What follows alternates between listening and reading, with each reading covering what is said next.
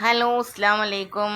അപ്പോൾ ഇന്ന് ആങ്ങളെ വന്നപ്പോഴേ നല്ല കോമാങ്ങ കൊണ്ടുവന്നിട്ടുണ്ടായിരുന്നു കേട്ടോ. നല്ല നാടൻ മാങ്ങയായിരുന്നു.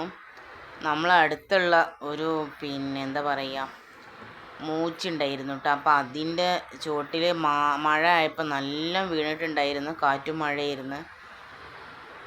അപ്പോൾ അതാ ഒരുപാട് മാങ്ങ ഉണ്ടായിരുന്നു കേട്ടോ. അപ്പോൾ അങ്ങനെ അവൻ കൊണ്ടുവന്നതാണ്, വണ്ടീൻ്റെ ഡിക്കിയിലിട്ടായിരുന്നു കൊടുന്നിരുന്നത് കേട്ടോ.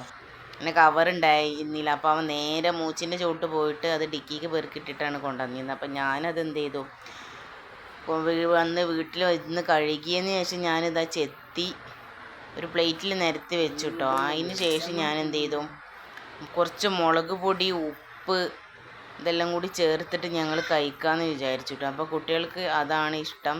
നല്ല പഴുത്ത മാങ്ങയിന് നല്ല ടേസ്റ്റ് ഉണ്ടായിരുന്നു കേട്ടോ.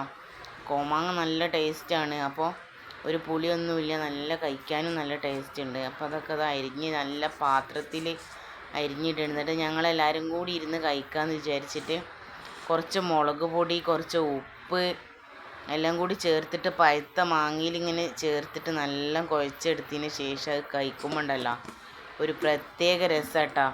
കുറച്ച് വെളിച്ചെണ്ണയും കൂടി ചേർത്താൽ അടിപൊളിയായിരിക്കും.